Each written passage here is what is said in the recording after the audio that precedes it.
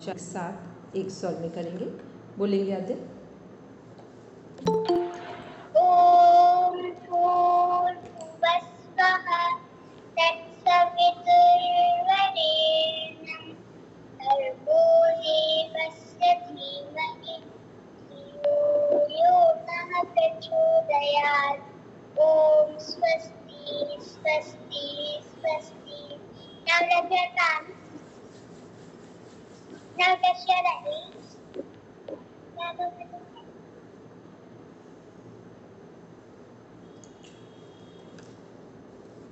सबसे पहले तो एक बात पूछ ले सभी से कि फॉर्म किसने किसने फिल कर दिया है। कोई फोबिया हो, कोई फियर रह गया हो तो जरूर बता। दृष्टा जी का हो गया, मैसेज आ गया। ठीक, प्रणाम मंजू भैया, प्रणाम। बस 5 मिनट में जिसका जो रीज़न कॉज हो, कारण हो, जो भी रीज़न लगता हो कि नहीं कर पाए हैं वो बता दें। पढ़ना में हमसे स्टार्ट करेंगे।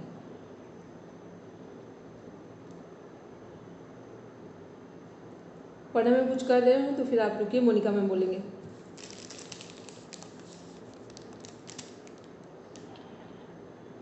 एक दीदी मैम ये कंफ्यूजन हो रहा था कि जून में दे एग्जाम या अभी दे पाएंगे? नहीं, कोई भी नहीं, सब अभी देंगे।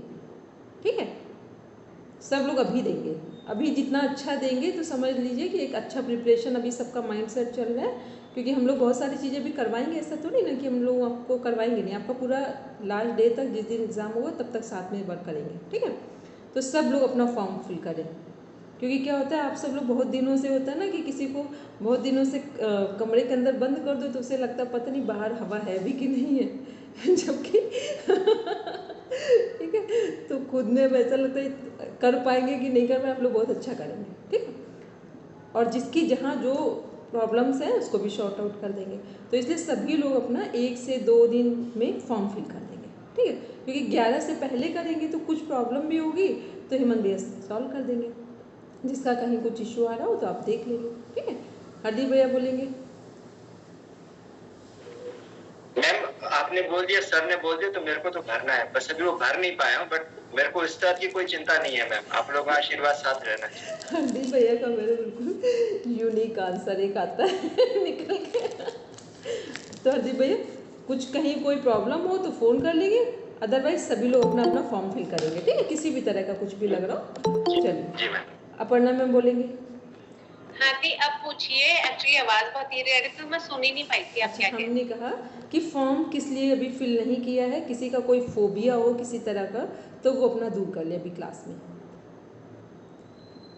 नहीं दीदी, फोबिया तो आपने बोल दिया तो बात खत्म हो गई। फॉर्म में 10 तारीख को भर पाऊंगी। ठीक है, ठीक, बस अभी 10 मैंने नहीं भराया दीदी फॉर्म। सीमा मैम आप भी फॉर्म फिल कर देंगे। ठीक है, ठीक है। क्योंकि जिस दिन फॉर्म फिल करेंगे ना उस दिन लगेगा कि अब हमको करना ही करना है, और प्रॉपर डेली क्लास का रिवीजन होगा। ठीक है, वो दीदी ऐसा है ना कि क्या कहते हैं, मैं थ्योरी में तो कर लूंगी लेकिन प्रैक्टिकल वाइवा में प्रॉब्लम आ सकती है। एक चीज़ नहीं बोलेंगे, एक बात समझ लीजिए। पता है, जिस चीज़ को या जिस काम को या कोई करने जा रहे हैं या कोई छोटी सी चीज़ें हैं जिनको उठाने जा रहे हैं, रखने जा रहे हैं, सामान है, यदि माइंड को सिग्नल दे दिया है कि हम कर पाएंगे कि नहीं कर पाएंगे, तो अब आप ध्यान रखना इसी जगह पर अटक जाएंगे, आकर रुक जाएंगे। ठीक, और जब ये समझ लिया कि हमें करना है फिर माइंड वैसे प्रिपेयर हो जाएगा। सही बात है। तो फिर क्या परसों से हम बाहर निकलेंगे तो 3-4 दिन तो बाहर ही निकल जाएंगे। कोई बात नहीं, फिर पहुंचेंगे। ठीक है, अपना सिलेबस अपने पास रखेंगे। ठीक है, सिलेबस को अपने पास रखेंगे और उसको बराबर रिवीजन में लेंगे, और जो रिकॉर्डिंग्स है वो बीच बीच में सुन लेंगे। ठीक है, इतना काम करेंगे। राष्ट्रीय मैम। जी मैम। हाँ जी। फॉर्म फिल करने में कुछ अभी प्रॉब्लम आ रही है? कुछ नहीं, कर दूंगी मैं। हाँ ठीक है, तो क्योंकि इसको करेंगे। आज लेवल 6 आपने कर लिया, जिसको कुछ लोग ऐसे कुछ और कारण हैं कि वो अभी कुछ और काम कर रहे हैं, वो उसी डेट पे में तो उस दिन है नहीं उनके पास, वो उस दिन वो एग्ज़ाम दे नहीं पाएंगे। तो ऐसे 1-2 लोग हैं तो उनके लिए तो बात अलग हो गई। ठीक है, लेकिन फिर उनका दूसरा टास्क है कि फिर वो एक साथ आगे करने के मूड में है, फिर वो इतनी मेहनत के लिए तैयार है क्योंकि उस डेट में उनको छुट्टी नहीं मिल रही है। बाकी के सभी लोग फॉर्म को कल और परसों में 2 दिन में लगभग फिल कर देंगे। ठीक है, चलिए अब एक छोटा सा काम करेंगे सभी लोग। एक बार कल जो हमने साइकोलॉजिकल हार्मोन्स बोले थे उनको बताएंगे वो कहाँ से सीक्रेट होते हैं। नेगेटिव भी और पॉजिटिव भी, दोनों की बात करना। जिसको याद हो बोलेंगे सही।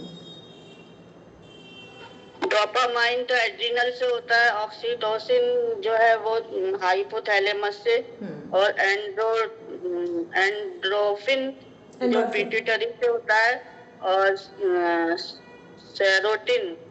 सेरोटोनिन इंटेस्टाइन और पैंक्रियाज यानी डाइजेस्टिव सिस्टम से। ठीक है, और एड्रिनोलिन जो है वो एड्रिनल किडनी से, और कॉर्टिसोल ये दोनों नेगेटिव हार्मोन है जो किडनी से होते हैं। ठीक है, नेक्स्ट बोलेंगे अपना। एक चीज पूछनी थी, जो गाबा है वो कहाँ से सिक्रेट होता है? ये ब्रेन से,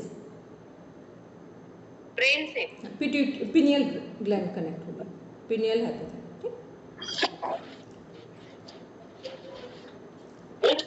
चलिए बोलेंगे नेक्स्ट। जिसको लानो वो स्टार्ट करेंगे। हरदीप भैया बोलेंगे। जाओ बंद कर दो प्लीज।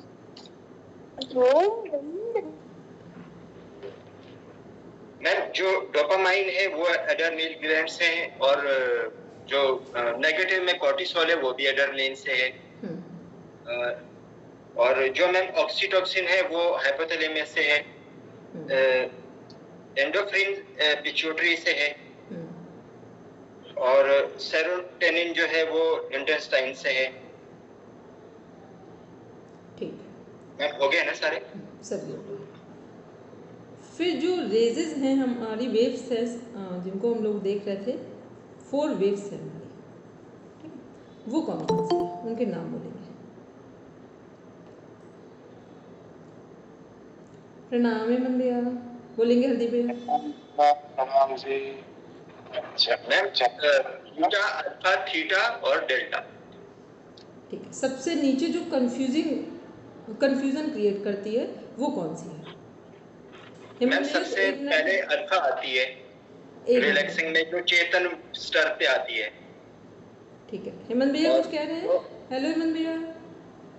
हाँ डॉक्टर साहब, अच्छा अभी वो नया टॉपिक चालू नहीं हुआ क्या? नहीं, वो चालू हो गया है। अभी हमने जो कल वो पढ़ाया था साइकोलॉजिकल जो हार्मोन्स थे हमारे, वो उसमें 1-2 नए ऐड किए थे, बस उसका रिवीजन ले रहे हैं। ठीक है, अभी उस वाले को कराएंगे आप, है ना? उसको उसी को कराना है।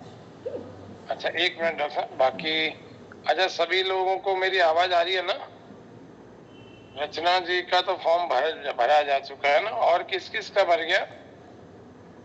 अभी हमने किसी का नहीं भरा है, सब लोग 9 से 10 में भरेंगे। अभी बात कर ली हमने इसकी, और हमने कहा क्योंकि 11 तारीख है बस आखिरी, है ना? मैंने इनको पहले ही बता दिया था सब। अच्छा किसी को कोई प्रॉब्लम आ रही है क्या फॉर्म भरने में? बताइए, किसी को कोई संशय है, प्रॉब्लम है, बताइए मेरे को। सर अभी सर भरेंगे ना तो कोई डाउट होगा तो आपसे पूछ लेंगे। सर अभी भरा ही नहीं है तो इसलिए पूछ नहीं पाएंगे। ओके ये सही है। आप लोगों को एक बात बता देते हैं, क्योंकि YCP की आईडी पर आपका आईडी तो बना हुआ है सबका प्रोफाइल, ठीक है ना? तो आपको लॉग इन करना है खाली, है ना? अब जिसके पास पासवर्ड है वो पासवर्ड डाल करके लॉग इन कर लेना। जिसके पास पासवर्ड नहीं है वे लोग फॉरगॉट पासवर्ड करना, और उसमें मोबाइल नंबर और ईमेल आईडी डालना। मोबाइल नंबर नहीं एक्सेप्ट नहीं करता तो 91 स्टार्टिंग में लगा के फिर करना, ठीक है? और फिर उसके बाद आपका फॉरगेट रीसेट हो जाएगा। पासवर्ड का नियम आपको पता है कैसे लगता है? 8 अंकों का होना चाहिए, है ना? और कम से कम 8 अंकों का होना चाहिए, और इसके अलावा एक न्यूमेरिक होना चाहिए, एक स्पेशल कैरेक्टर होना चाहिए, और एक लेटर कैप्स लॉक यानी कैपिटल लेटर होना चाहिए। ये 4 शर्तें होती है। कम से कम 8 उसका होना चाहिए, उसका कैरेक्टर का, ठीक है? तो ये है। और बाकी 11 तारीख यानी 26 की परीक्षा है अपनी, 26 और 27 की। तो आपको क्या है 11 तारीख तक भर देना है, क्योंकि अभी इस बार से रूल यही आ गया जो पहले शुरू में भी हुआ करता था, बीच में डील हो गई थी। जो वो डील ये थी कि वो कभी भी भर सकते थे, लेकिन ऐसा नहीं है। तो वो अपने को क्या करना है 11 तक ही भरना है, क्योंकि 15 दिन के गैप के अंदर अंदर नहीं भर पाएंगे फिर अपन, है ना। इसीलिए 11 लास्ट है पहला। दूसरी बात, मेरे को ऐसा लगता है हेमलता जी का फॉर्म पहले भरा हुआ है। हेमलता जी, पिछली बार गलती से इन्होंने लेवल 6 का भर दिया था, कौन सा भर दिया था, 4 का भर दिया था। अच्छा, 4 का भरा था। 4 का था, अच्छा। तो हेमलता जी आप भर देना जो 6 का, 4 वाला तो 4 के समय में अपन परीक्षा देंगे, उसको तो टाइम लगेगा, है ना। अभी अगर आपको थेरेपी का पूरा समझ में आने लगा है तो आप निश्चित होके भर लेना, कोई दिक्कत नहीं है। तीसरी बात कि आप लोगों के ग्रुप में मैंने कल बहुत सारे पीडीएफ डाउनलोड किए, भेजे थे, अपलोड करके सेंड किए थे।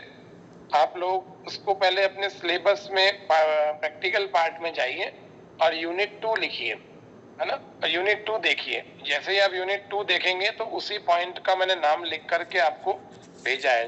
2.3 से आया है मेरे हिसाब से, क्यों रचना जी? 2.3 से आया है ना। तो 2.3 से लेकर 2.9 तक आया है क्या सबके पास? ठीक है। और आज जो अपन फाइल अभी पढ़ने वाले हैं 1.7, 1.8, 1.11 अभी डॉक्टर साहब आपको पढ़ाएंगे, उसका भी आपको पीडीएफ ऑलरेडी हमने परसों ही भेज दिया है। देखा आपने? कल या परसों, जब भी कल भेजा होगा, देखा? ग्रुप में भेजा हुआ है पहले से। तो अब ये वाला जो पर्टिकुलर अपना थेरेपीज का पार्ट है, पर्टिकुलर एक एक बीमारी के ऊपर, चाहे माइग्रेन पेन हो, किसी ने उन पीडीएफ को खोल के देखा क्या? जो 5-6 पीडीएफ साथ भेजे थे, भेजा खोल के देखा? हाँ, एक गायनोकोलॉजिकल थी, एक स्पाइन पर था, एक माइग्रेन पेन पर था, एक गैस्ट्रोलॉजी गैस्ट्रिक प्रॉब्लम पर था। ये सारी चीजें हर एक अलग अलग सेक्शंस के आधार पर है। अब मान लो माइग्रेन पेन है तो माइग्रेन से संबंधित जितनी आसपास की और भी चीजें हैं, नर्वस सिस्टम के इश्यूज, उनको उठाया गया है। अब और उन सब के लगभग आसपास जैसी एक जैसी थेरेपी है, ज्यादा नहीं है, फिर भी हमने एक एक प्रॉब्लम जो आपके सिलेबस में लिखी हुई है पॉइंट टू पॉइंट, हर एक की प्राणायाम, हर एक का षटकर्म और हर एक का आसन, ये सब लिख के दिया है। क्या नहीं करना वो लिख के दिया है। और अब इनको एक एक बीमारी को तो आपको यहाँ कक्षा में पढ़ाने की आवश्यकता नहीं, आपको एक पर्टिकुलर एक सेक्शन की एक रोग हम पढ़ा देंगे, ठीक है। बाकी अब एक एक में 8-8 बीमारियां हैं, वो आपको देखनी है, केवल देखनी है, उसको रटना वटना कुछ नहीं, क्योंकि ये आपके भविष्य के लिए जब थेरेपी आप लोग पेशेंट्स की करोगे, इन पीडीएफ को देख करके टेंशन में मत आना और इतनी सारी भेज दी। ये इतनी सारी आपके फील्ड के वर्क के लिए, फील्ड में जब आप काम करोगे तब आपको काम आएंगी। तब उस समय आपको कोई पुस्तक में इतनी सटीकता से कोई नहीं दिखेंगी, कोई से भी पुस्तक मंगा लेना, आपको इतनी सटीकता से कोई थेरेपी नहीं दिखेगी जो हमने पॉइंट टू पॉइंट आधे आधे पेज में एक एक बीमारी या एक एक पेज में एक एक बीमारी को भेजा। समझ में आ रही बात मेरी? ठीक है। और रोग और योग, ये पुस्तक आपको मुंगेर बिहार स्कूल ऑफ योग वाली मंगानी है ना, तो आप शीघ्रता से मंगा लीजिए। और तीसरी बात, चौथी पांचवी बात ये है कि अपने जितनी थेरेपीज आपको भेजी हैं उनमें से आप प्रतिदिन एक एक थेरेपी पढ़ते जाइए। जैसे आज आप सोने से पहले 5-7 मिनट निकालिए अलग से, है ना, उसमें आप माइग्रेन पेन, उसका कारण, लक्षण और उसका उपचार, ये तीनों चीजें देख लीजिए। कल सुबह उठे उसको पक्का कर लिया, कल दोपहर में एक नई डिजीज ली, कल रात को उसको पक्का कर लिया। ऐसे करके 7 दिनों में 7 डिजीज या 10 डिजीज 12 डिजीज के ऊपर आपका कमांड हो जाएगा।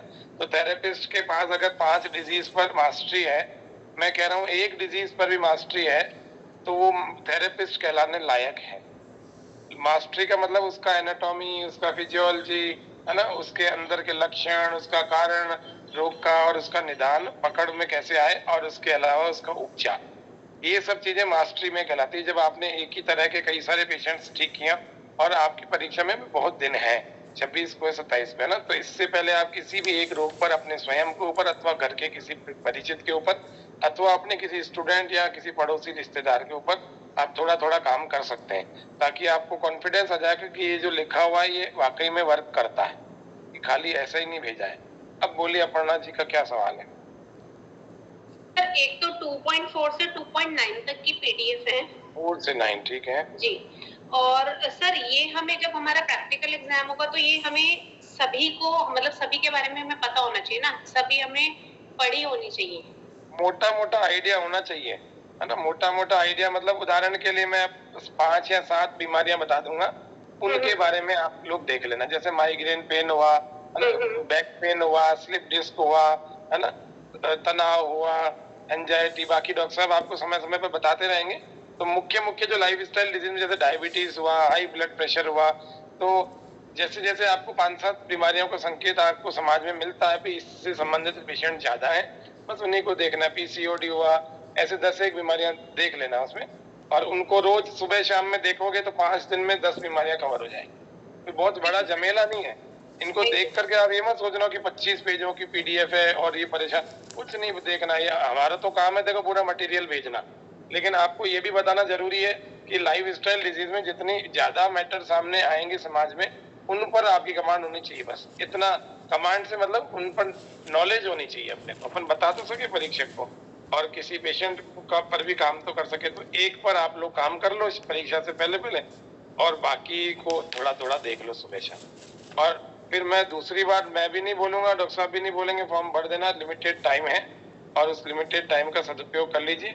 क्योंकि फिर आप 11 के बाद आप दिमाग लगाओगे तो ना तो भरने की स्थिति रहेगी और ना आगे बढ़ पाएगा। वो फिर जाएगा जून जुलाई पता नहीं कब जाएगा। और उसके बाद इस वाली परीक्षा के मॉक तक तो मैं बैठा हूँ, आप लोगों का खूब हम एक एक चीज में तैयारी करा देंगे बढ़िया वाली।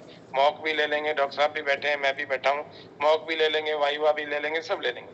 अब फिर कोई बोलता है जी हम तो मई का, जून का, जुलाई का भरेंगे, फिर उसके लिए फिर हम उस बैच के लिए नहीं बैठ पाएंगे, क्योंकि हम इस बैच के साथ रहे, कोई समस्या नहीं। ठीक है, ये स्थिति है। चलिए ठीक है डॉक्टर साहब। ठीक है, ठीक है हेमंत भैया।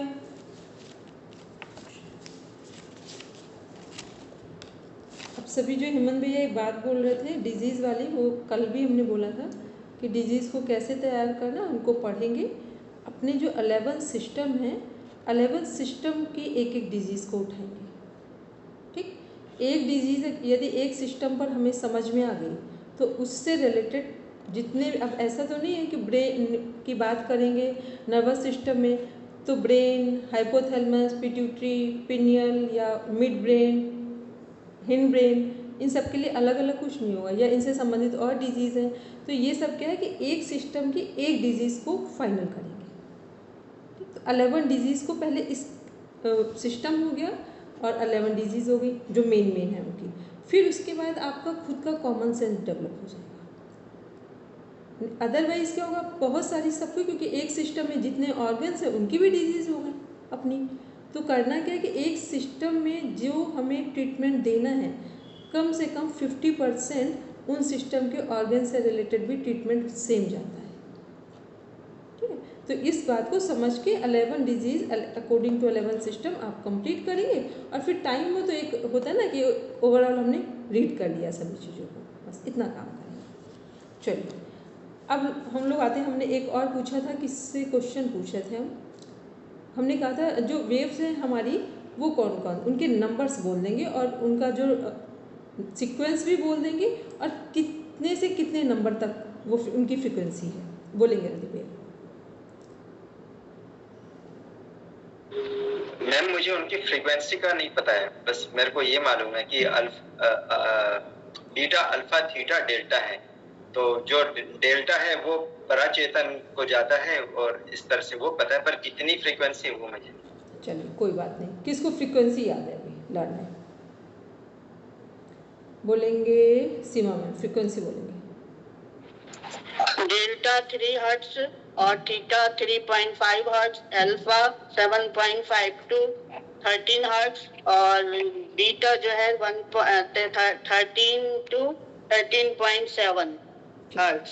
ठीक, तो इसलिए जितने, जब भी किसी का पेनक्रियास से में इंसुलिन प्रॉपर नहीं बनता है तो कौन सी सेल रिस्पॉन्सिबल होती है, बीटा सेल। बीटा सेल, ठीक है, जब इंसुलिन नहीं बनता, पेनक्रियास वर्किंग में नहीं है तो सेल कौन सी डिस्टर्ब हो रही है, बीटा सेल्स हो रही है। चलो अब नहीं, ये माइनस में नहीं है, डेल्टा जो है वो -3 हर्ट्ज है ना, माइनस और नहीं है, वो बीटा भी साइन है, -3। साइन है, साइन सिम्टम है, माइनस नहीं है। अच्छा, ठीक है, सारे मतलब हाँ, प्लस ये में जो है। हर्ट्ज लिखा जाता है ना, एच और जेड वाला, HTZ लिखा जाता है, उसका सिम्टम वो है, वो सारी साइन सिम्टम है वो। अच्छा, क्योंकि दीदी डेल्टा और थीटा के आगे माइनस का साइन लगा हुआ था, अल्फा और बीटा के सामने नहीं था। नहीं, लेकिन वो माइनस में नहीं है। ओके, ठीक है, माइनस यहाँ कुछ है ही नहीं किसी भी तरह का। ठीक है, बस वो इसलिए तो बताया है कि अल्फा के कि ये है, इसकी ये है, तो वो डैश है, डैश। हाँ, वो चीज़ है, क्योंकि यहाँ माइनस का कोई मतलब ही नहीं है, यहाँ तो फ्रीक्वेंसी मेंटेन की जा रही है। ठीक है, और बस इतना ध्यान रखना कि ये हमारी 4 स्टेजेस हैं अकॉर्डिंग टू वेव्स, और फिर इन्हीं के सामने जो हम लोग लगाते हैं कॉन्शस, सब कॉन्शस, अनकॉन्शस, फिर सुपर कॉन्शस चलेगा। तो ये मैम ये वाली बोलेंगे दिव्य? मैम ये वाली PDF नहीं है मेरे पास जिसमें ये मैं कल हमने दिया था। अच्छा चलिए, अभी हम आपको ये क्लास हो जाए फिर एक बार देखते हैं। ठीक है, थैंक यू। हाँ चलिए, अब हम लोग आते हैं आज के पॉइंट्स पे। ये एक कुछ आपके पॉइंट्स छूट गए थे, बीच में मिसिंग थे स्पेशल सेंसेस में, और पहले 1.7 लेते हैं, फिर 1.8 में आते हैं। अपना सिलेबस भी सामने रख लेंगे। Role of insulin in glucose metabolism, glucose के चयापचय में इंसुलिन की भूमिका पढ़ेंगे और पढ़ेंगे।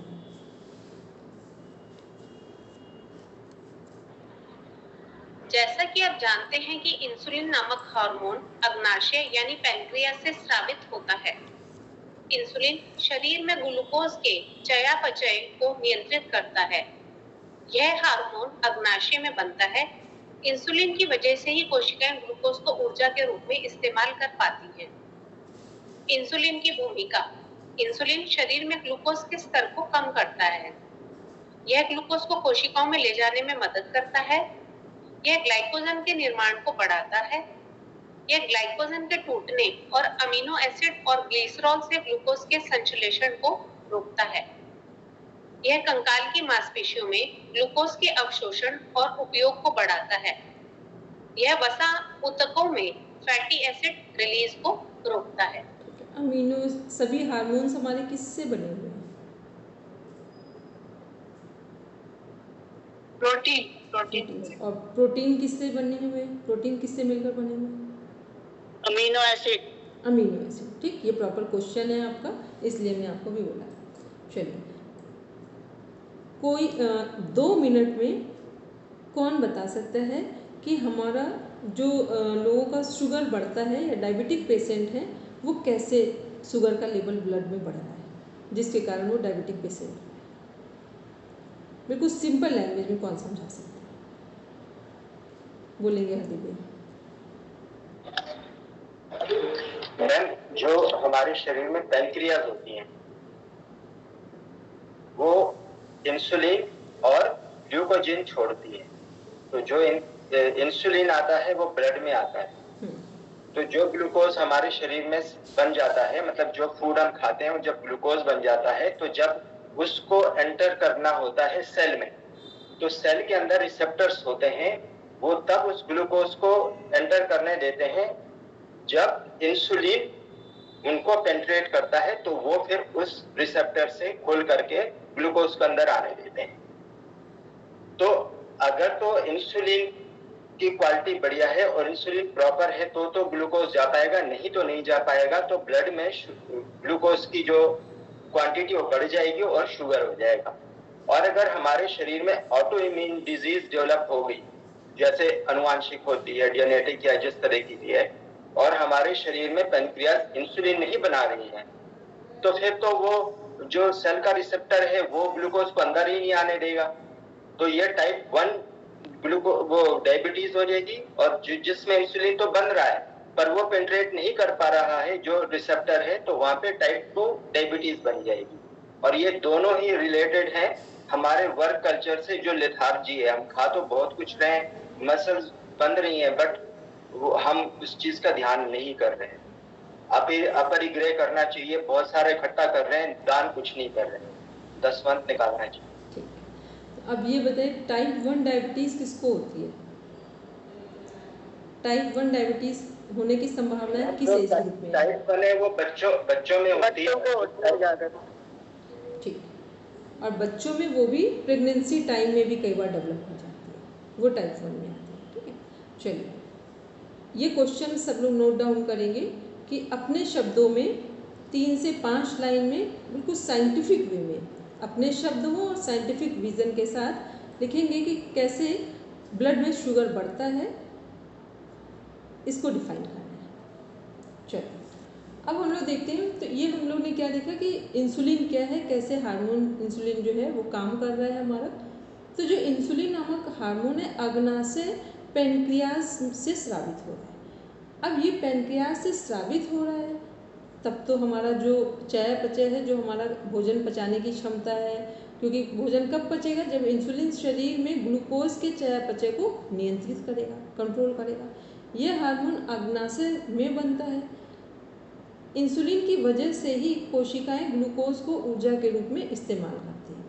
और अब यदि ऐसा ना हो, इंसुलिन प्रॉपर ना बन पा रहा हो, तो कौन सी सेल रिस्पॉन्सिबल होंगी? Beta cell. Beta cell. ठीक, ये ध्यान में रखना है कि प्रॉपर इंसुलिन वर्किंग में ना हो, ना बन पा रहा हो, तो कौन सी सेल रिस्पॉन्सिबल है? Beta cells. ठीक, और जब बीटा सेल हमारी वर्किंग में होंगी तो व्यक्ति का नेचर उस समय कैसा होगा? क्योंकि शुगर क्या है, एक्टिव होगा, ओवर एक्टिव हो जाएगा, ओवर एक्टिव, रजस हो जाएगा। हाँ, तो ओवर एक्टिव हो जाएगा। और जो जब भी किसी का शुगर का लेवल हाई हो रहा होता है तो मोस्टली बीपी लो हो रहा है कि हाई हो रहा है? मैम बीपी हाई हो रहा है, मोस्टली बीपी हाई होने के चांसेस होंगे। ठीक है, क्यों हो रहे हैं? क्योंकि कंफ्यूजन, एग्रेशन सब बढ़ रहा है लगातार, बीटा सेल डिस्टर्ब हो रहे हैं, बीटा सेल वर्किंग में है। और अल्फा जब आ जाएंगे, मान लो अब अल्फा वर्किंग में आ गए, तो अब क्या होगा? अल्फा वर्किंग में है, बीटा सेल पहले वर्किंग में, अब थोड़ी देर के बाद योग के कारण या मेडिटेशन के कारण या सही डाइट के कारण, सही वातावरण में बैठने के कारण सडन अल्फा सेल्स आ गए। तो अब जो शुगर का लेवल बढ़ा हुआ है वहाँ क्या चेंजेस दिखाई देंगे, और व्यक्ति के पर्सनालिटी में क्या चेंजेस दिखाई देंगे जब अल्फा रेजेस कम हो जाएगा शुगर लेवल, और वो हाइपर एक्टिव नहीं रहे। Very good. और यही शांत हो जाएगा। और यही बात करें थीटा में जाकर, अब थीटा वाली जो वेव्स हैं वहाँ पर क्या कंडीशन होगी? शुगर की और व्यक्ति के नेचर की, शुगर के लेवल की और व्यक्ति के बिहेवियर की, नेचर की क्या उस समय क्वालिटी होगी?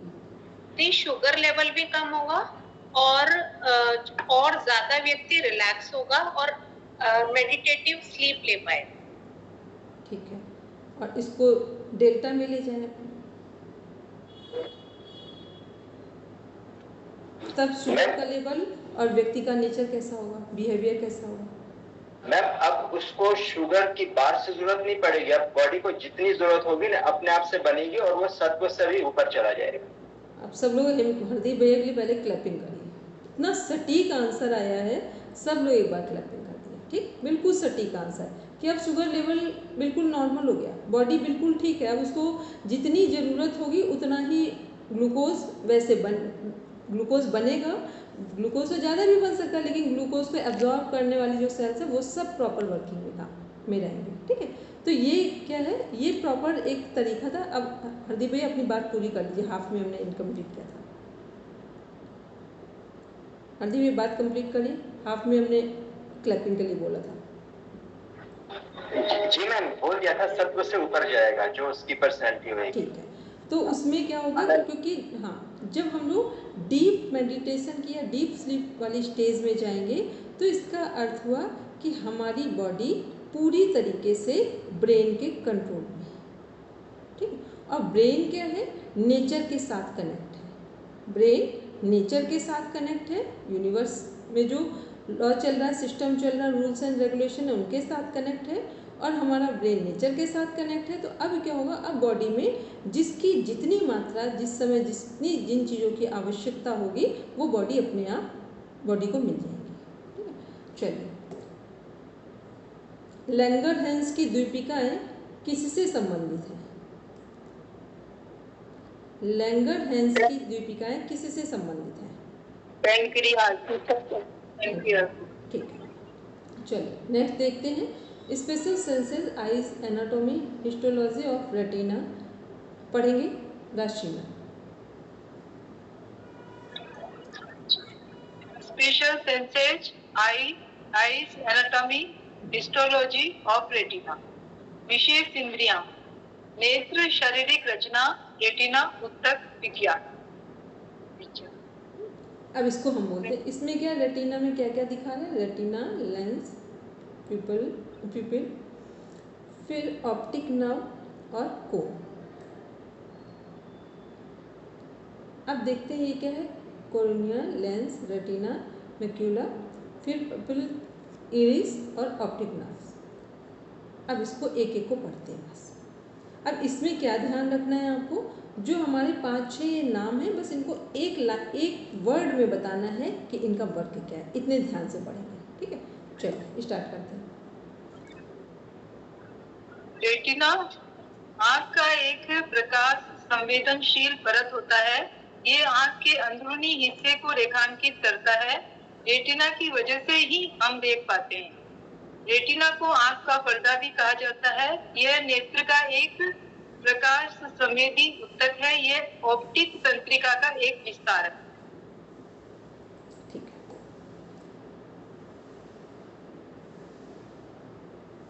यह आंख की सबसे भीतरी परत होती है। यह प्रकाश को तंत्रिका संकेतों में बदलती है। यह संकेतों को ऑप्टिक तंत्रिका के जरिए मस्तिष्क तक भेजती है। मस्तिष्क इन संकेतों को दृष्टि की भावना में बदल देता है। रेटिना में रोड और कोन नाम की कोशिकाएं होती है।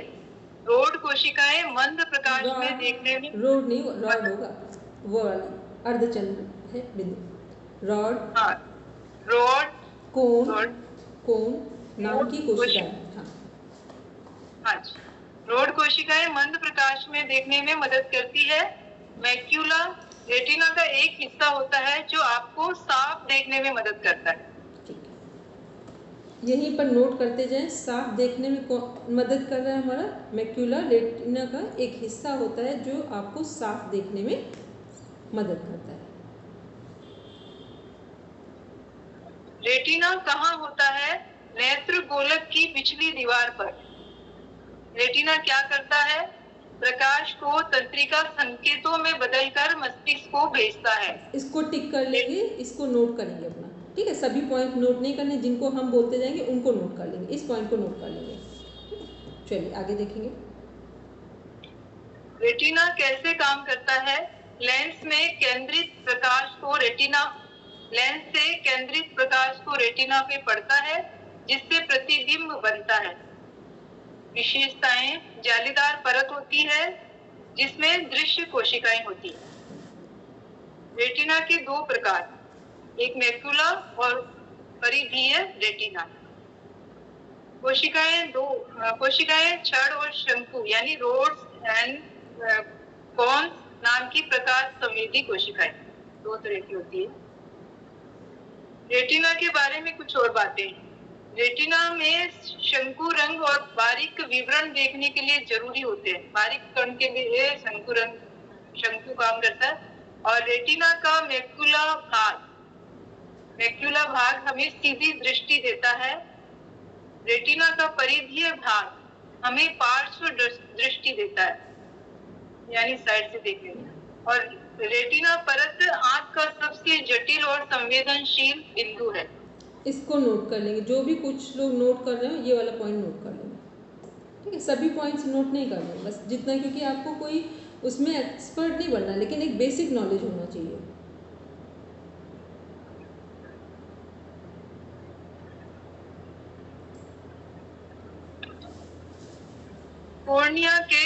कॉर्नियल फंक्शन, कॉर्निया के कार्य। पहले तो एक बार इसको आराम से देख लेंगे आइस को, कि इसमें कौन कौन सी चीज़ें, सबसे जरूरी कौन सा पार्ट है, पहले तो रेटिना जो है उसको ध्यान में रखेंगे, फिर आइरिस को ध्यान में रखेंगे, लेंस को ध्यान में रखेंगे। ऐसे 2-3 पॉइंट्स हैं जिनको ध्यान में रखें।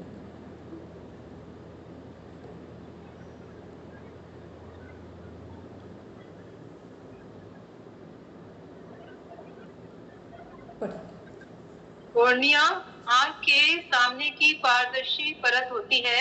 ये आंख के लिए सुरक्षा कवच का काम करती है और प्रकाश को केंद्रित करके दृष्टि में मदद करती है। कॉर्निया की कुछ और भूमिकाएं: आंख को बाहरी चीजों से बचाती है, आंख में प्रवेश करने वाली पराबैंगनी किरणों को फिल्टर करती है, आंख के लेंस के साथ मिलकर छवियों को रेटिना पर केंद्रित करती है, आंख के लिए एक खिड़की का काम करती है और रंगीन परितारिका और पुतली को दिखने में मदद भी करती है। पुतली को दिखने में मदद करती है, देखने में। इसमें केवल एक पॉइंट नोट करेंगे, आंख में प्रवेश करने वाली पराबैंगनी किरणों को फिल्टर करती है, ये पॉइंट नोट करेंगे। और आंख को बाहरी चीज़ों से बचाती है, तो वो इसी में लगभग कनेक्ट हो जाएगा। तो 2 पॉइंट्स लिख सकते हैं।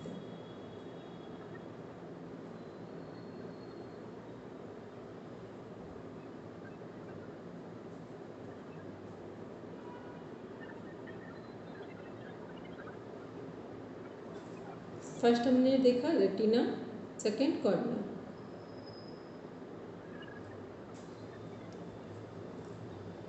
कॉर्निया के बारे में कुछ और बातें। कॉर्निया आमतौर पर खरोच या मामूली चोटों के बाद खुद को ठीक कर लेती है। कॉर्निया आपकी आंख के तरल पदार्थ से भरे कक्ष के ठीक सामने होती है। कॉर्निया के चारों ओर श्वेत पटल आपकी आंख का सफेद भाग होता है। कॉर्निया में तेज प्रभावी स्वमर्मत क्षमताएं होती है। कॉर्निया के पीछे डेसिमेट की झिल्ली होती है, जो टिश्यू की एक हल्की लेकिन मजबूत फिल्म होती है। Decimate. Physiology of vision in Hindi, दृष्टि के शरीर का शरीर विज्ञान।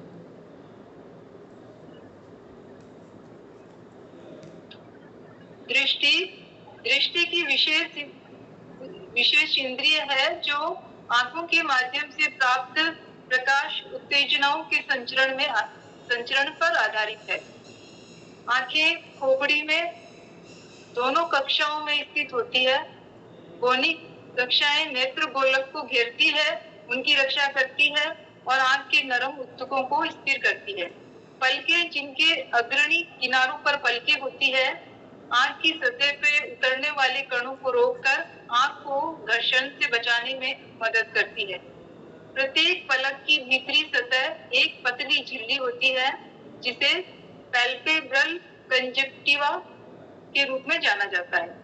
कंजक्टिवा आंख के सफेद क्षेत्रों श्वेत पटल पर फैली हुई है और पलकों को नेत्र गोलक से जोड़ती है। आंसू लैक्रिमल ग्रंथि द्वारा निर्मित होते हैं, जो नाक के पार्श्व किनारों के नीचे स्थित होते हैं। अब ये वाला पॉइंट नोट करेंगे, आंसू जो हैं ये किस ग्रंथि द्वारा निर्मित होते हैं? लैक्रिमल ग्रंथि द्वारा। ये क्वेश्चन है, बोलेंगे हेमंत भैया? सभी एक चीज और भी नोट कर लेना, ये जो कंजक्टिवा लिखा हुआ ना, ये कंजक्टिवा का ही जो इन्फ्लेमेशन या इन्फेक्शन जो होता है वो कंजक्टिवाइटिस यानी कि आई फ्लू कहलाता है। जब अपन बोलते हैं ना आई फ्लू हो गया, तो इसका मेडिकल नेम कंजक्टिवाइटिस होता है। और कंजक्टिवाइटिस वो इसी के इन्फ्लेमेशन या इसी के इन्फेक्शन के कारण से होता है। ठीक है, इस बात को भी आप नोट कर लेना क्योंकि इसी से संबंधित है। जी, इसको हेमंत भैया जो आंखों से संबंधित और भी कुछ डिजीज के नाम है, ठीक है, वहाँ पर इसको एक अलग उसमें देना पड़ेगा।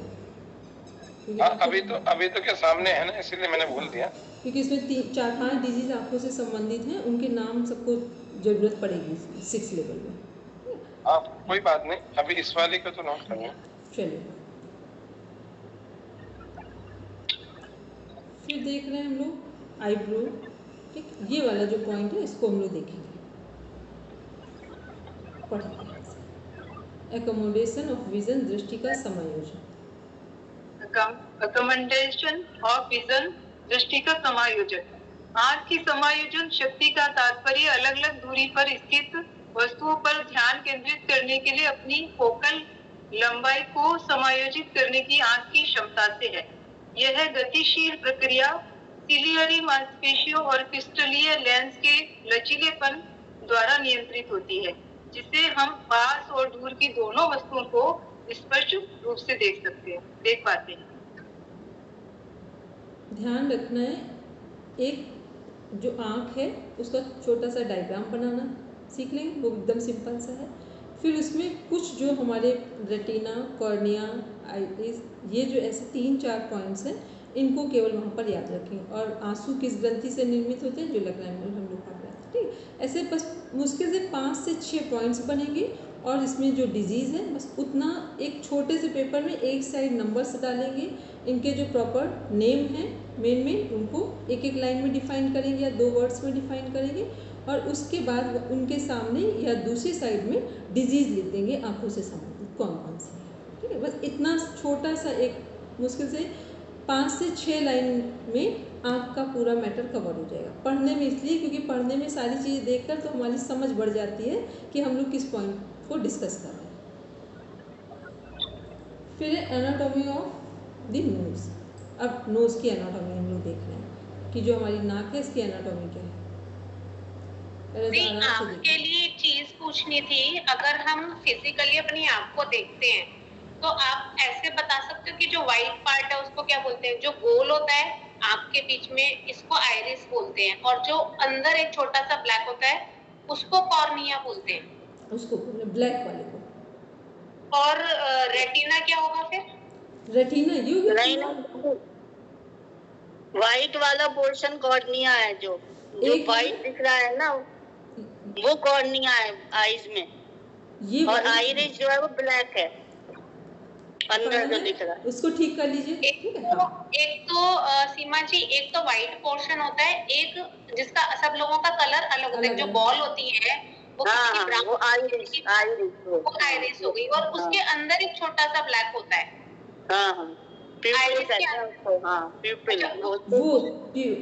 ये वाला हमको पॉइंट नहीं पता था पढ़ना में। पढ़ना ही नहीं है। आप तो ऐसे सोचिए ना, ये आई का स्ट्रक्चर है तो ये 3 लेयर्स हैं, 1, 2 और 3।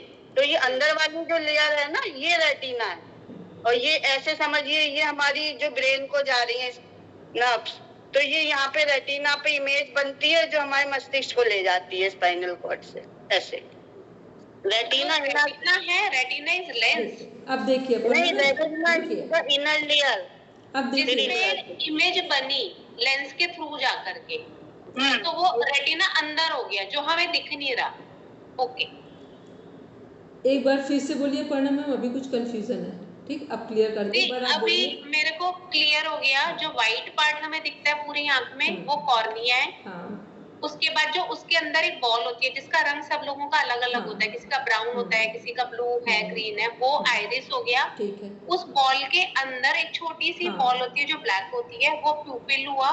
और रेटिना जो हुआ, जैसे उन्होंने 3 लेयर्स बताई, तो जो रेटिना अंदर एक लेयर होती है, जब हमने कोई चीज को देखा किसी ऑब्जेक्ट को, तो वो लेंस के थ्रू जाकर के रेटिना के ऊपर उसकी इमेज बनती है, ठीक है। और ऑप्टिक नर्व होती है, वो ब्रेन को सिग्नल देती है। जो भी ऑब्जेक्ट देखा तो ऑप्टिक नर्व के थ्रू वो ब्रेन से कनेक्टेड होता है, और वो ब्रेन तक जाके ये पता चलता है कि ये ऑब्जेक्ट है। कितना क्लियर हुआ मुझे इसके बारे में? एक पॉइंट और बताना चाहूंगी, ये जो मैंने फिंगर रखी है ना, ये लेंस है। ये सिलियरी मसल पे लटका रहता है दोनों तरफ से। ये ऊपर फिंगर और नीचे फिंगर जो मैंने लगाई है, ये सिलियरी मसल्स है, बीच में लेंस है। तो यहाँ से रेज गई, हमारी कॉर्निया पीपल सबसे होती है, रेटिना पे इमेज बनती है, राइट। अभी किसी को क्लियर नहीं हो तो एक बार फिर करवा दें, ठीक। देखो इमेज जो बन रही है वो कहाँ बन रही है, किसके थ्रू बन रही है, बस ये आंसर दे दो तो हमको समझ में आ जाए। कुछ इतनी देर में हमने पढ़ाया और सीमा में हमने और क्लियर किया, हमसे भी अधिक क्लियर किया। वो बोले ये ना रोग और शोक, वो जो रोग वाली जो पुस्तक है ना, उसमें बहुत अच्छे से दिया हुआ है, उसमें पढ़ेंगे तो हमें पूरी तरह से ध्यान हो जाएगा, ठीक है। लेकिन इसमें जो नाम है वो जो 4-5 है, रेटिना, आइरिस, पिपिल और ये हमारा कॉर्निया, इन 4-5 ये जो नाम है, फिर इसके बाद जो हमारा आईब्रो वगैरह हो, ऐसे 4-5 जो नाम है उनके बारे में एक एक लाइन में लिख लेंगे। इमेज किसके थ्रू बन रही है, वो रेटिना में बन रही है, और ऑप्टिक नर्व्स के सपोर्ट से इमेज आ रही है। फिर हमें बाद में हम उसे देख रहे हैं, फाइनल कर रहे हैं कि हमने क्या देखा। पहले हम बाहर से ऐसा लगता है कि हमने देखा है, पहले अंदर ऑप्टिक नर्व्स जो है हमारी उनसे कनेक्शन होता है, तब इमेज क्लियर होगी, तब हमें बाहर हम फाइनल करते हैं कि हमने क्या देखा है। ठीक है, इतना छोटा सा। अब उसको टू द पॉइंट 4 से 5 में लाइन्स में लिखेंगे और एक साइड उनकी डिजीज़ लिख देंगे, कौन सी यहाँ पर ग्रंथि है, ग्लैंड है तो लैक्राइमल ग्रंथि ग्लैंड, वो लैक्राइमल ग्लैंड है जो कि हमारे एक एंडोक्राइन ग्लैंड है और एक एक्सोक्राइन। तो किस में आएगी लैक्राइमल ग्लैंड हमारी? ये एक्सेल में उसमें आएगी जो नलीदार होती है, डक्ट वाली हुई ना। हाँ, एंडोक्राइनल, एंडोक्राइन में। ठीक है, वो डक्टलेस है, ये डक्टफुल है। ठीक है, बोलेंगे पढ़ने में। भी एक सवाल और पूछना था कि जब लाइट हमारे, हम जैसे सन की लाइट में गए तो एक वो एक्सपेंड होता है और एक कॉन्ट्रैक्ट होता है, वो प्यूपिल होता है जब मतलब बहुत ज्यादा लाइट अंदर ना जाए, वो क्या चीज होती है जो जो एक्सपेंड रोकता होती है और है, जो रोकता है एकदम से किसी भी चीज को प्रॉपर कनेक्शन से। ठीक है, मेरे समझ से तो प्यूपिल होगा, लेकिन अपना में अभी जस्ट हम क्लियर नहीं 100%। ठीक, इतना हमारे मैं बताती हूँ आप लोगों को कि रेटिना में जैसा भी दीदी ने बताया 2 सेल्स होती हैं, रॉड और कोन। ठीक है, तो वो जो रॉड सेल्स होती हैं वो जब आपने देखा होगा बहुत लाइट से जैसे हम रूम में आते हैं तो एकदम अंधेरा सा हो जाता है, तो जब हम लाइट में जाते हैं तो वो बहुत ज्यादा फैल जाती हैं और जैसे ही हम अंधेरे में आए वो सिकुड़ती हैं, इसलिए थोड़ी देर के लिए अंधेरा। ये रॉड सेल और जो कोन सेल्स हैं वो रंग का आइडेंटिफिकेशन करती हैं। बस इतना सा पढ़ना है। ठीक है, सीमा में एक छोटा सा नोट्स आप ही बना के दे देना। ठीक, छोटा सा नोट्स प्रॉपर बना देना, क्योंकि देखिए हर चीज़ में मेरी कमांड नहीं है। एक सिंपल हम उसको बता देंगे कि इस पर, क्योंकि हमने ऐसा बहुत डीप में बस छोटी छोटी चीज़ों के बारे में पता है, पर ऐसा इसका डीप साइंस हमें नहीं पता है। सीमा मैम, जो रॉड और कोन है, जैसे रेटिना अंदर हो गया तो रॉड और कोन भी हमारी अंदर ही होती है, इंटरनल होती है, जो हमें दिख नहीं रही। ठीक है, ये सही है। ठीक, चलिए। सेल्स है ना, तो ग्रुप ऑफ सेल्स में टिश्यू, तो वो टिश्यू से तो लेयर बनी है सब, इसलिए वो उसके अंदर है, उस लेयर के अंदर वो सब इंटरनल पार्ट में ही आएंगे। ठीक है, वो आंसर सही है पढ़ना मैम आपका। चलिए अब हम लोग देखते हैं जरा, पहले तो एक बार एनाटॉमी देख लें नोज की, फिर अब हम लोग पढ़ना शुरू करेंगे क्या क्या। एटमॉइड साइनस, मैक्सिलरी साइनस, ठीक है, frontal sinus, superior turbinate, middle turbinate, फिर नेजल कैविटी, इंफीरियर टर्बिनेट। ये हम लोग जो ये देख रहे हैं ये वाला पार्ट देखेंगे एटमॉइड साइनस वाला। ठीक है, एटमॉइड साइनस वाला पार्ट कहाँ से कहाँ कनेक्ट हो रहा है, यहाँ से देखेंगे पूरा, ये आईब्रोज की तरफ से दोनों साइड से जाते हुए और यहाँ जा रहा है। कभी देखा होगा जब सिर में दर्द होता है कुछ पॉइंट्स दबाए जाते हैं, वो कौन से पॉइंट दबाए जाते हैं? ये वाले। ठीक है, तो इसका ये कौन से पॉइंट्स है, इनको जैसे ही दबाते हैं तो जो साइनस वाला जो पेन है, कफ के कारण है या और भी कुछ कारण हो सकते हैं, तो ठंड कई बार होता है, मौसम के कारण सडन पेन होने लगा, तो वो क्या होता है, वो कंट्रोल में आता है। ठीक है, क्योंकि हम लोग जब देखते हैं कोई इमेज, तो इमेज वो भी बता रही है कि कहाँ किसके पॉइंट्स हमारे हैं। अब इसी में हम लोग देखते हैं, और यही हमारा उसमें भी जुड़ेगा जो हमारा रेस्पिरेटरी सिस्टम है।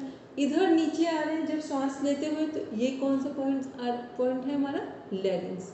इसी के पीछे चले जाएंगे तो फेरिंग्स है।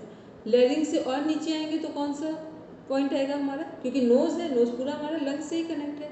लैरिंग्स से नीचे क्या आ जाएगा हमारा, ट्रैकिया। ट्रैकिया आ जाएगा जो विंड पाइप है। अब देखते हैं ऑल फैक्ट्री बल्ब, फिर सेरिब्रिफ्रॉम प्लेट, फिर ऑल फैक्ट्री नर्व्स, फिर नेजल कैविटी और ऑल फैक्ट्री ट्रैक्ट। अब इनको देखेंगे, इनके पॉइंट्स कहाँ कहाँ हैं, आराम से देखेंगे। ऑल फैक्ट्री नर्व्स के पॉइंट देखेंगे किस जगह पर जा रहे हैं। ठीक है, जहाँ से हमारी नोज स्टार्ट हो रही है ये देखेंगे, उससे बस थोड़ा सा नीचे आ रहे हैं, ये है ऑल फैक्ट्री नर्व्स, यहाँ पे ये वाला पार्ट है। अब पढ़ेंगे नाक के अंदर की परत यानी नाक के म्यूकोस में मौजूद उत्तक गंध की अनुभूति के लिए जिम्मेदार होते हैं। इन उत्तकों में मौजूद रिसेप्टर प्रोटीन गंध के अणुओं को पहचानते हैं। इसके बाद ये रिसेप्टर प्रोटीन जानकारी को मस्तिष्क के घ्राण बल्ब तक भेजते हैं। नाक के म्यूकोस की संरचना। नाक के म्यूकोस में श्लेष्म झिल्ली होती है जो बलगम का उत्पादन और भंडारण करती है। नाक के म्यूकोस में घ्राण ग्रंथियां होती हैं जो बलगम में पाए जाने वाले चयापचय एंजाइमों को स्रावित करती है। नाक के म्यूकोस में घ्राण न्यूरॉन्स और घ्राण तंत्रिका तंतु होते हैं। ठीक है, जैसे अभी हम लोग आँख के लिए देख रहे थे कि रेटिना में जो हमारे ऑप्टिकल नर्व्स हैं उनके सपोर्ट से इमेज बनती है, फिर फाइनल हम देख पाते हैं। वैसे ही नाक में क्या है, नाक के अंदर की परत यानी नाक के म्यूकोस भी, कई जगह म्यूकोस भी दिया होता है, ठीक है। तो म्यूकोस में मौजूद ऊतक जो टिश्यूज़ हैं गंध की अनुभूति के लिए जिम्मेदार होते हैं, क्योंकि पहले बहुत सारे आपको पता है, हम सभी लोग जानते हैं, बहुत सारे लोगों को स्मेल नहीं आती है, ठीक। तो स्मेल नहीं आ रही तो इसका मतलब वहाँ क्या है, जो टिश्यूज़ हैं, जो म्यूकस है, वो प्रॉपर वर्किंग में नहीं है, ठीक, अपना कार्य ठीक ढंग से नहीं कर रहे हैं, इस कारण उन्हें स्मेल नहीं आती है। तो और जिनको स्मेल आ रही है तो इसका मतलब ठीक है। तो इन ऊतकों में, टिश्यूज़ में मौजूद जो रिसेप्टर हैं, प्रोटीन गंध के अणुओं को पहचानते हैं। इसके बाद ये रिसेप्टर प्रोटीन जानकारी को मस्तिष्क के घ्राण बल्ब तक भेजते हैं। हमारे जो 5 सेंस ऑर्गन्स हैं वो कुछ भी, उनमें किसी भी ऑर्गन से कुछ भी कार्य करें, कल बहुत देर 2-3 बार रिपीट किया था, ये मैसेज पहले कहाँ जाएगा, पहले जाएगा स्पाइन से सेंसरी नर्व्स के थ्रू ब्रेन को, फिर ब्रेन डिसीजन लेगा कि क्या है रियल में, और फिर वो मोटर नर्व्स के थ्रू मैसेज स्पाइन को देगा। स्पाइन का जो मैसेज है वही हम रिएक्ट करेंगे बिहेवियर में। तो यहाँ पे क्या है कि जो भी कुछ होगा, वो चाहे हम आँख की बात करें, नाक की बात करें या कान की बात करें, जो भी हमारे 5 सेंस ऑर्गन्स हैं, इनमें कुछ भी होगा, यदि उसमें माइंड कनेक्ट है तो ही सारे अनुभव होंगे। माइंड को भी जहाँ से हटा देंगे फिर भी कोई फंक्शन नहीं होगा, चाहे वो रेटिना में इमेज बन रही हो। मान लो माइंड हमारा कहीं और वर्किंग में है तो हमारी रेटिना में कोई इमेज नहीं आएगी, चाहे हम जितनी देर कुछ भी देखें। ऐसे ही माइंड अदर साइड वर्किंग में है तो हम कुछ भी अच्छे से अच्छी स्मेल आ रही हो, हमें कोई स्मेल नहीं आएगी, ठीक है। तो ये इन सब चीज़ों के कॉन्सेप्ट को ध्यान रखें, क्योंकि लेवल 6 में है तो ज़रूरी नहीं है कि जो भी हम लोग पढ़ रहे हैं, हो सकता है बिल्कुल सिंपल सी कोई बात वहाँ पूछ ली जाए। पढ़ेंगे आगे।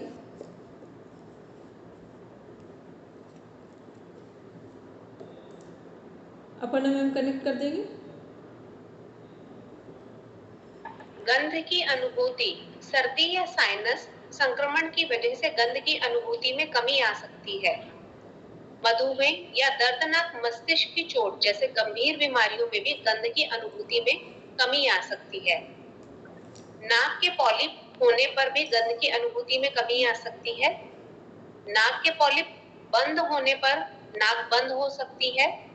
नाक के पॉलिप होने पर गले से नीचे बलगम बह सकता है।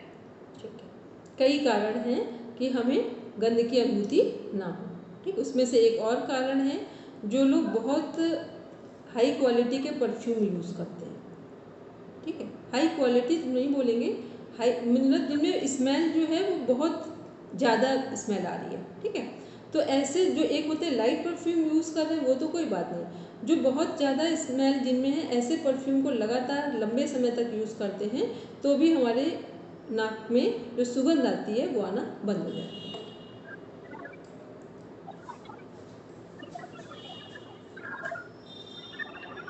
आपकी नाक आपके द्वारा सांस ली जाने वाली हवा को गर्म और फिल्टर करती है।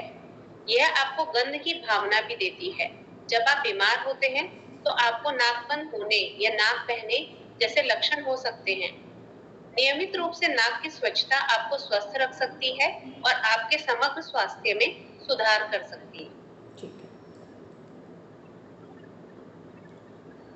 अब इसको रुकेंगे क्योंकि अब टाइम आपका होने वाला है, ठीक है। तो हम लोग पहले अभी हम लोगों ने नाक के बारे में देखा। अच्छा, नाक में जब हवा लेते तो फिल्टर कौन कर रहा होता है? बाहर की गंदगी को छानने का काम कौन कर रहा होता है? जो नाक के अंदर छोटे छोटे बाल होते हैं, वो क्या Air. हेयर में होते हैं। हेयर्स में और म्यूकस। तो वो क्या करते हैं कि जब हम श्वास ले रहे होते हैं तो जो भी एयर में कुछ ऐसे कण, ऐसे पार्टिकल आ रहे होते हैं जो ठीक नहीं है, तो वो क्या होते हैं, वो बाहर ही रुक जाएंगे और फिर एयर को हम अंदर ले जाएंगे। ठीक है, तो ये आज हम लोगों ने देखा आँख का, नाक का। कल हम लोग देखेंगे इसके आगे का पोर्शन। आप सब लोग एक बार पढ़ लेंगे और इनके की पॉइंट्स बना लेंगे, की नोट्स बना लेंगे। इनको ऐसा नहीं कि पूरा करेंगे, और सीमा में जो आप बना सकती हैं वो आप बनाकर आज ही दे देंगे। ठीक है, क्योंकि आपका वो बैकग्राउंड है तो आपको और इजी लगेगा कि क्या कितने कम शब्दों में टू द पॉइंट डिफाइन कर दें। और दूसरा, जो कान, आँख, जो अदर हमारे सेंस ऑर्गन में इनकी जो डिजीजेज हैं उनके नाम नोट कर देंगे, तो फिर कोई कन्फ्यूजन नहीं बचेगा किसी के लिए। ठीक, ये छोटा सा काम आज रात तक सीमा में हम कर पाए तो आज कर देंगे, अदरवाइज कल कर देंगे। ठीक है, चलिए। और दूसरा, सभी लोग एक होमवर्क नोट कर लें। सब अपना अपना सिलेबस ओपन करेंगे।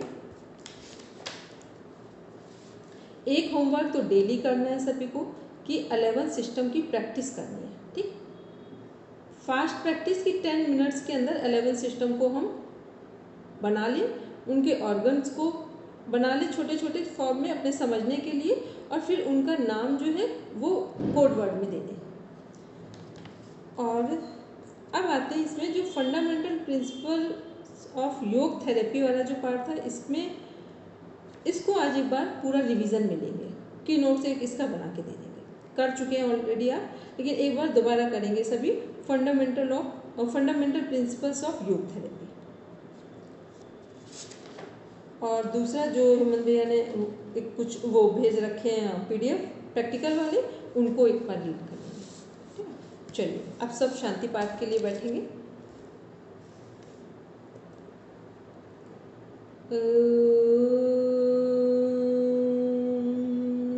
शांति शांति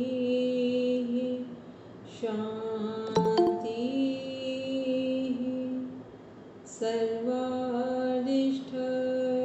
शांतिर्भवतु। Now rub your palms. Touch your eyes. Then open your eyes. सबको प्रणाम, शुभ रात्रि। नमस्ते दीदी, सभी को प्रणाम। गुरु जी नमस्ते।